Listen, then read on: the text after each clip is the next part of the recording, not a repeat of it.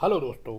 आज हम डिस्कस करने वाले हैं यूपी पीएससी की मेरिट के बारे में कि आखिर यूपी पीएससी की मेरिट कैसे बनेगी। यूपी पीएससी एई के कैंडिडेट्स को बड़ा कन्फ्यूजन है, ओबीसी कैंडिडेट्स को बड़ा कन्फ्यूजन है, ईडब्ल्यूएस कैंडिडेट को बड़ा कन्फ्यूजन है कि आखिर मेरिट कैसे बनेगी। क्या ओबीसी कैंडिडेट्स की मेरिट जो है वो जनरल कैंडिडेट से, अनरिजर्व कैंडिडेट से ज़्यादा जाएगी, क्या ईडब्ल्यूएस की मेरिट जो है ज़्यादा जाएगी या कम जाएगी। तो इसे लेकर के स्टूडेंट्स में बड़ा कन्फ्यूजन है। तो देखिए, इसी को लेकर के, इस मेरिट के जो प्रोसीजर है उसको लेकर के ही मैं ये क्लियर कर देता चाहता हूँ आपको कि मेरिट किस तरीके से बनती है। तो देखिए, मेरिट जो है, अब देखिए दो तरीके से बन सकती है। पहले तो मैं ये बताता हूँ आपको कौन कौन से तरीके से बन सकती है। देखिए, क्राइटेरिया नंबर 1 मैं इधर लिख देता हूँ, क्राइटेरिया नंबर 2। देखिए, 1 क्राइटेरिया में जो जनरली होता आया है, जो जनरली होता है वो क्या होता है, वो होता है कि जितना भी कैंडिडेट्स हैं, फॉर एग्जांपल देखिए, अगर 200 कैंडिडेट्स हमें सेलेक्ट करने हैं, 200 में से फॉर एग्जांपल 50% हमारी यूआर की सीट हो गई। 50% का मतलब 100 सीट हमारी यूआर की हो गई। फिर उसके बाद में आगे की जो जितनी सीट बची, फिर जैसे 27% ओबीसी का रिजर्वेशन है तो 54 सीट ओबीसी की हो गई। बचे जैसे जैसे रिजर्वेशन है, या 10-20 सीट जिसकी भी हो गई, 10 सीट ईडब्ल्यूएस की, जो भी अपना आपका क्राइटेरिया है, जैसे 10% रिजर्वेशन, 20% ईडब्ल्यूएस की हो गई। तो अब जो पहले से जो क्राइटेरिया चला आ रहा था फर्स्ट में, वो क्या चला आ रहा था कि पहले जितने भी कैंडिडेट हैं, फॉर एग्जाम्पल जितने भी 10,000 कैंडिडेट ने या 30,000 कैंडिडेट ने पार्टिसिपेशन किया एग्जाम में, इन 30,000 में से पहले क्या करेंगे, टॉप 100 कैंडिडेट को हम निकाल लेंगे। जो टॉप 100 कैंडिडेट आ गए वो आ गए यहाँ पर यूआर में। ये टॉप 100 कैंडिडेट आ गए हमारे यूआर में। अब इसमें चाहे कोई ओबीसी हो सकता है, कोई एससी, कोई एसटी, कोई भी कैंडिडेट वो हो सकता है, चाहे वो जनरल क्लास का कैंडिडेट हो सकता है। फिर उसके बाद में रिमेनिंग जो कैंडिडेट बचे, उसमें से फिर हम ओबीसी कैंडिडेट को अलग करेंगे और ओबीसी कैंडिडेट अपने जितना भी उनकी सीट बनती है, फॉर एग्जांपल 54 अलग से सेलेक्ट कर लेंगे। तो उसी फिर उसके बाद में जो कैंडिडेट बचेंगे, जो ओबीसी निकाल लेंगे, उनमें से अपना एससी का कैंडिडेट निकाल लेंगे, उसमें से अपना एसटी का या ईडब्ल्यूएस का कैंडिडेट निकाल लेंगे।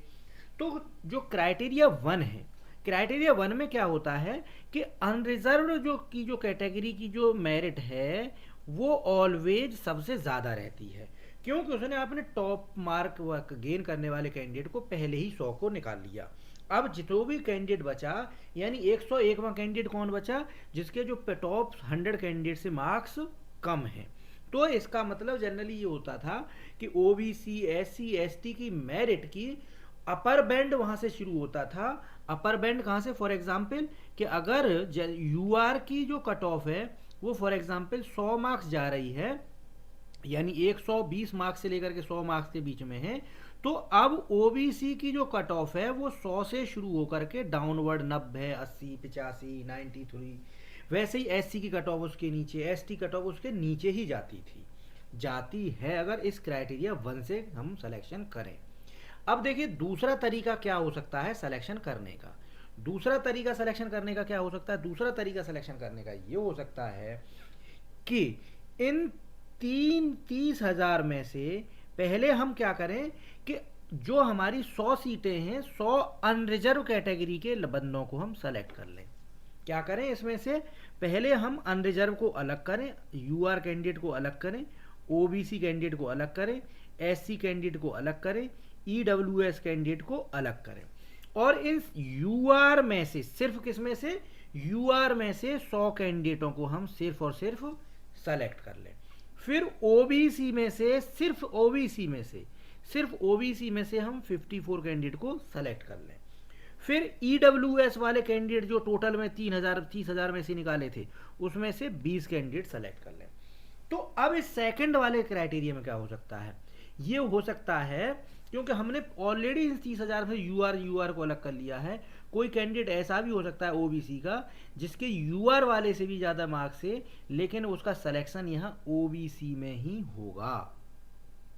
यानी इस केस में क्या हो सकता है, इस केस में अगर ओबीसी के कैंडिडेट्स बहुत ज़्यादा अच्छा परफॉर्म कर रहे हैं तो हो सकता है कि ओबीसी की मेरिट अनरिजर्व्ड कैंडिडेट वाली मेरिट से भी हाई चली जाए, या EWS की मेरिट UR वाली मेरिट से भी हाई चली जाए।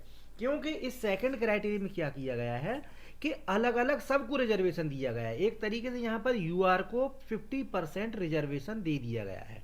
एक तरीके से यहाँ पर UR को 50% रिजर्वेशन, EWS को अपना 10% रिजर्वेशन, OBC को 27% रिजर्वेशन, एंड सो फोर, जैसे जिसका रिजर्वेशन का क्राइटेरिया उस तरीके से रिजर्वेशन दे दिया गया है। अब यहाँ पर चांसेस जो है UR कैंडिडेट्स की मेरिट इस केस में लो जाने के बहुत ज़्यादा हैं।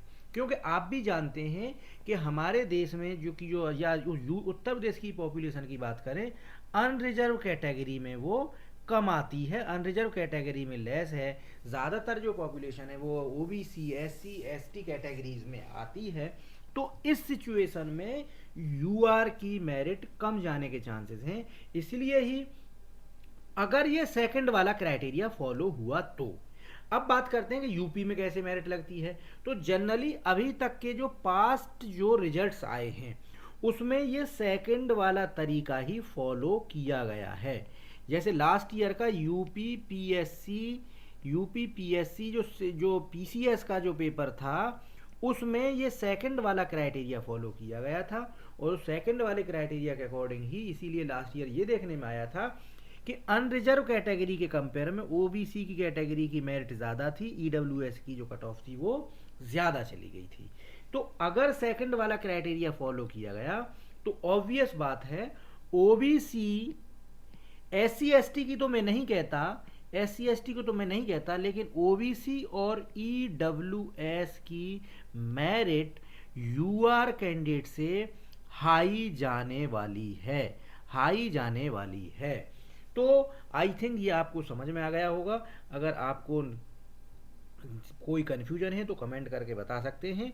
अगर सेकंड वाला क्राइटेरिया यूज किया तो UR की मेरिट कम जाएगी, OBC और EWS की मेरिट ज़्यादा जाएगी। तो कैसा लगा? धन्यवाद दोस्तों। अगर आपको हमारी वीडियो पसंद आए तो प्लीज़ चैनल को सब्सक्राइब करना ना भूलें।